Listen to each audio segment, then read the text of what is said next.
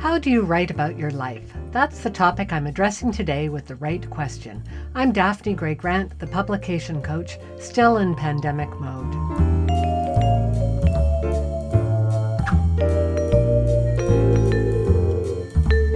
I have a question from Isabella Garcia, a writer based in Barcelona, Spain. Here's what she's asked by email. I'm writing about my life. I started with my childhood and I'm continuing in a chronological fashion, but sometimes I also write about my feelings relating to things that have happened.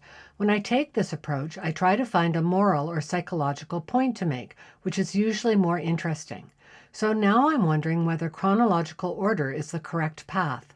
Also, as I'm writing about my life, I want to know if it's okay to use the real names of the people or whether I should change them. Thanks for your question, Isabella.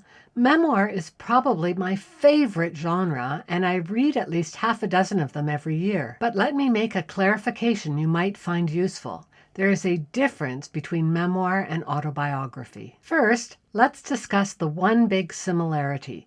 Both autobiography and memoir are first-person accounts of a writer's life. This means the writer uses words like I and me as they describe incidents from their own life. Now, let's look at the differences. While autobiographies usually cover the author's entire life, memoirs look at only a part. Autobiographies are usually written in chronological fashion, while memoirs move back and forth over time. Autobiographies place a great emphasis on facts and history, while memoirs focus more on emotional experience. I think you've alluded to these last two issues in your question, Isabella. You expressed some concern about chronological order, and you described how more interesting the writing felt when you explored your emotions. I think this also highlights what's perhaps one of the biggest differences between autobiography and memoir. In order to have an autobiography published, you pretty much need to be famous. Now, let me add that if you want to write an informal autobiography for your family or your children, I'm certain they'll welcome that. But it's very different from getting a traditional publisher. Some of the autobiographies I've enjoyed in recent years include Open by Andre Agassi, A Moveable Feast by Ernest Hemingway, Personal History by Washington Post publisher Katharine, Autobiography of a Face by Lucy Grealy.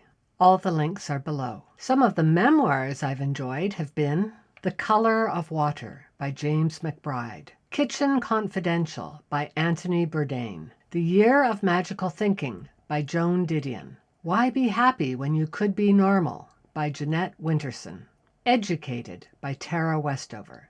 Links below. Isabella, it strikes me that what you really want to write is probably a memoir and not an autobiography. Remember that autobiographers set out to tell the entire story of their life. While some parts will get more detail than others, they usually cover all of it. Memoirists, on the other hand, will choose a particularly interesting or meaningful part of their lives to focus on, and they'll ignore the rest. And before I go, let me give you a quick answer to the second part of your question, whether you should change the names of the real people in your story. My answer is yes. This, of course, assumes the work is meant to go beyond the hands of your immediate family. I've written an unpublished memoir myself, and when I briefly thought about seeking a traditional publisher, I diligently went through the manuscript and changed all the names. There are both legal and ethical reasons for making this choice. First, you don't want to be sued by someone who factually disagrees with something you've written. Second, we all have different memories of our own lives,